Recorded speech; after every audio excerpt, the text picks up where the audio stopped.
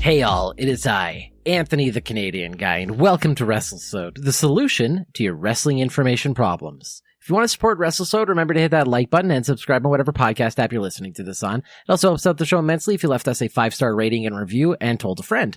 Those kind of things goes a long way. You can also check out our social medias. We're on Facebook.com/Wrestlesode, Twitter, we're at Wrestlesode, and Instagram, we're at Wrestlesode. We're about to start a YouTube channel here. I'm going to be uploading these podcasts to YouTube. I'm very excited about that. And we also have a website at Wrestlesode.com, so go check out any of those things.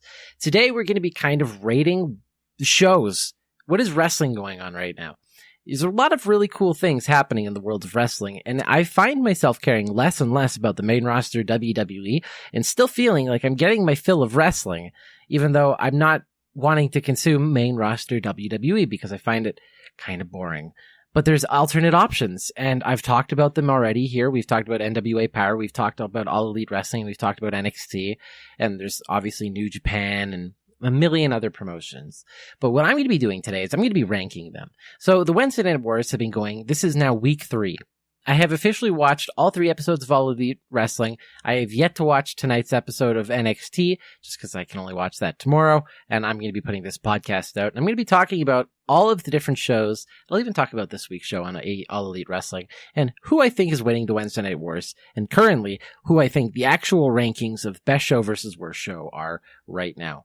And I'm going to start off with SmackDown and Raw. Obviously, they're going to be taking the bottom 2 positions. I want to say they're equally as bad right now because I do not understand anything that's going on in the main roster of WWE right now. So you're pushing a huge storyline with Bray Wyatt. You build him to be this unbeatable monster, and then you have him get disqualified out of you get Seth Rollins disqualified out of a Hell in a Cell match, but I guess that was a no contest. That's what they called it to try to avoid the disqualification.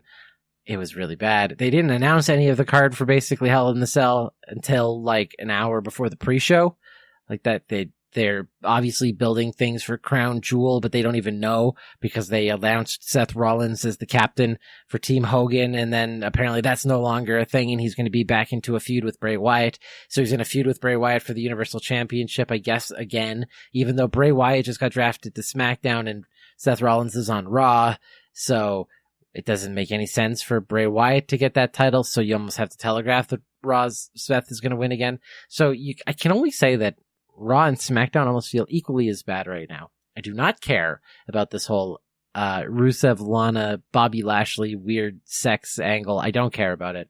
But the whole Maria Kanellis, Mike Kanellis thing, I have grown quite tired of that. The only things that I've really enjoyed recently have been Roman Reigns, Daniel Bryan with the whole Eric Rowan storyline. I like Kevin Owens, even though his feud with Shane McMahon got really watered down, and I thought it was handled in a way that it made Kevin Owens feel kind of weak, even though relatable, which is I guess what they were going for, made him feel kind of weak. I didn't understand anything with how and why suddenly the Kabuki Warriors turned heel, but that happened and they won the championships. Why in the draft they were telling teams where you can grab teams as one pick, and so they grabbed like the OC, for instance, as one pick. So they got AJ Styles and the Club, which is both Carl Anderson and Luke Gallows, and yet Raw drafted Nikki Cross and Alexa Bliss separate, though they're obviously a tag team. They were just women's tag team champions until literally the week of the draft.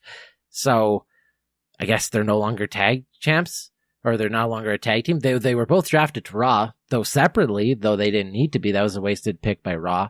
And man, did you guys see those Raw and SmackDown war rooms? Oh boy. Though that was some fun acting going on in there. I kind of like that part. I don't remember what the name of that robot is that was in the war room for Fox, that Cletus, I think. He's cool. I like him. Everybody else just made me laugh. It felt really pathetic. It felt phony and fake. And SmackDown dropped over 1 million, views. Excuse me. They dropped 1 million in the ratings this week. And that's crazy. Because they opened with a 4.3, and then they dropped to a 3.3 on Fox. And that was for a draft episode that apparently not many people tuned in for, by the whole comparison of how good SmackDown is supposed to be. And I wonder if they're going to be dipping under 3 mil next week, because And I mean, I guess this week, because here's the honest to God truth. It's Wednesday. I don't really care or know about anything that's going on Friday because I was so unenthused on Monday. And that's a really sad state of affairs for Monday Night Raw and SmackDown. And these are the two headlining shows. These are what the masses are exposed to when it comes to wrestling. And the sad part about that is there's a really good reason why a lot of people are tuning out of these products right now. There are so many other great things you could be doing for wrestling fans where you could just get your fill of wrestling. You don't really need the main roster WWE. Now, I'm not saying, hey, I want everybody to do really well. I do. I want the main roster to do well. I just want to be enthused by their storylines. Why are you pushing Tyson Fury? Why? It doesn't make any sense. He's not a wrestler. He's not going to be around. What do you want him to do? Beat up Braun? Is he supposed to lose to Braun? That's not how it works. So you want some legitimate fighter to come out in from the outside and beat up Braun? And then leave? Okay. This whole Cain Velasquez thing. So you want to push him as a wrestler, and that's great. I actually think I'm excited to see what he can do. I don't think he should be feuding against Brock. I don't think him feuding against Brock should have cost Kofi the title. I don't think it should have cost Kofi the title. I don't think it needed Kofi. They already had a storyline built in with Rey Mysterio and his son. Why did they need the title for this? I don't know. Kofi smiled about it, though. So there's that. I'm so sad, guys. I'm so sad with main roster WWE right now. I want to be enthused. I really do. There are things that I enjoy about main roster WWE. Like, I do like The Fiend. I still think Bray Wyatt's a genius, even though they're booking him kind of weak right now.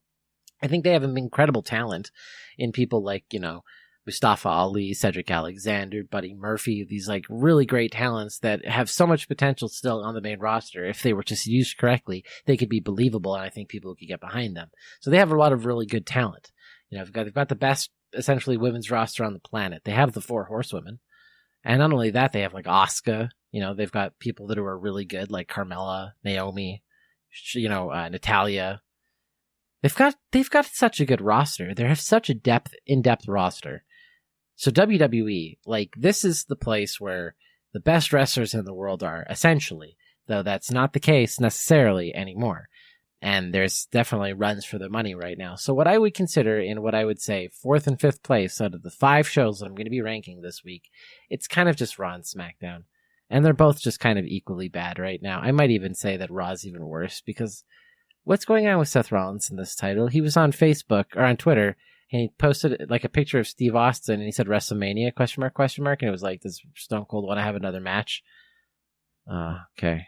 So Seth is maybe looking to WrestleMania to maybe fight Stone Cold, which, hey, that could be a really cool match. I wouldn't want to see it, though, to be completely honest. And I hate sounding so unenthused. There's so much of the products out there that I'm really enthused by and that I really like, but I still can't get behind Seth as champion. And I don't know why. He's such an incredible wrestler. I'll give him that. He cuts a good promo. I can't like him as champion. He just feels too, cocky. He almost feels like a heel with a champion who's like, I'm clearly babyface, and if you don't like that, then you're a heel. And it's like, I'm confused. I don't know. It's just maybe the impression that he gives off. Anyway, 4th and 5th place, last place, SmackDown Raw. Sorry for the little rant there, but it just kind of had to be said that there's just not much going on that's exciting me. And that just depresses me to such an extent. I guess at Crown Jewel, they're going to have Cesaro versus Mansoor. That's going to be one of the matches. So, poor Cesaro. All right, guys, move on to 3rd place. 3rd place show, in my opinion, is NWA Power. So NWA Power, I got to say, is an amazing show for a show that is only an hour a week, that has put on 2 TV shows so far, 2 episodes. They had them on Tuesdays, and I watched both of them, and I thought they were both amazing. I thought the first episode was probably just a slightly bit better, but the second episode was still really good. You got introduced to new people, Aaron Stevens, Mr. Anderson. So that was really cool to see all of those guys, and of course more, but my brain is just totally blanking right now. But such a great little show. It's the package for it. It's the best packaging, in my opinion, because I'm a fan of the 80s. For those of you who know me, I'm a big fan of nostalgia and retro, and the 80s especially, because I just love 80s music. I think it's some of the best. And Trevor Murdoch, that was the guy's name. Trevor Murdoch was on the show, and there's a few other people as well. It's such a cool show, NWA. I would go through the card. I have to go back and watch it. I watched it, and then I've watched a lot of wrestling since, so my mind is kind of blanking a little bit right now. But NWA Power is just a lot of fun. If you enjoy that old school feel, if you like that 80s, studio appeal, then NWA Power is for you. The storylines are developing slowly. It's hard when you only have an hour a week. I think because other shows are starting to develop storylines really well, NXT and AEW, even WWE does a better job at developing these storylines, and because they have the time to do it. As where it's a little bit harder with NWA Power, because you'll only get like an hour a week, so you might get a segment that's between 5 and 10 minutes every other week. Probably, I think that's kind of how it's going to go, which is fine. It's really nice because it keeps everything moving and flowing on the episode. You never find yourself having time to be bored. You're just entertained the entire time. And I got to say, Joe Galli and Jim Cornette on commentary are amazing.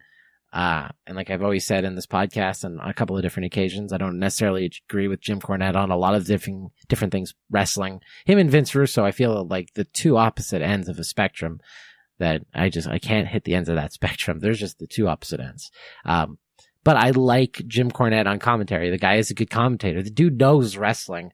Like, as much as I don't agree with him on a lot of things, respect the hell out of the guy for what he's done for the business. One of the best managers of all time. I will say that hands down. Man, he was a great manager. And I just wanted to kill him every time I saw him on TV. And I still do. Maybe that's why. Maybe I just don't like Jim Cornette because he was so good as a heel manager. I don't know. But anyways, moving on from that, the wrestling is really unique. So the former Damian Sandow in the WWE and the former Mr. Kennedy in the WWE are all wrestling in NWA, and they both appeared on this week's episode of Power. In fact, they were in a tag match, and they put on a match against the same team that the Wild Cards, the NWA World Tag Champions, beat in the first episode. I can't remember their names at the moment, and I don't have it pulled up. I'm not a good podcaster. But they won, and it was fun. It was a fun match. There was a lot of humor in that match, and I think that added nicely to Power because there's a bit more of a serious vibe, even though it's got that 80s studio, because it's all filmed in a studio and there's live in front of a studio audience. I just dig that feeling so much. So in third place, I would give this to NWA Power. I'm excited to see where these storylines are going to be going. I'm very interested to see what Eli Drake is going to be doing. He's obviously being pushed really high. You've got the American champion in oh god, of course I just forget the name as I want to say this because I just said Trevor Murdoch before. In Lance Storm. Okay, I said Lance Archer. I meant Lance Storm. Lance Storm. You've got the world's heavyweight champion, obviously, in Nick Aldis, and he just beat Tim Storm for it. It's too many Storms. But it's such a good show. Guys, give it a shot. It's an hour. It's 2 hours total if you want to catch up on the whole thing. Go on NWA on YouTube. Just Google them. You'll find them. And it's a great show. It's better than Raw and SmackDown right now. So if you just need anything else, watch this. And if you like the 80s and you like that classic vibe, then NWA Power is for you. In second place, and this is such a hard toss-up between first and second place, but I'm going to give this to NXT. All right, now, I don't want to hear these people yelling at me, oh, yeah, obviously you choose AEW. No.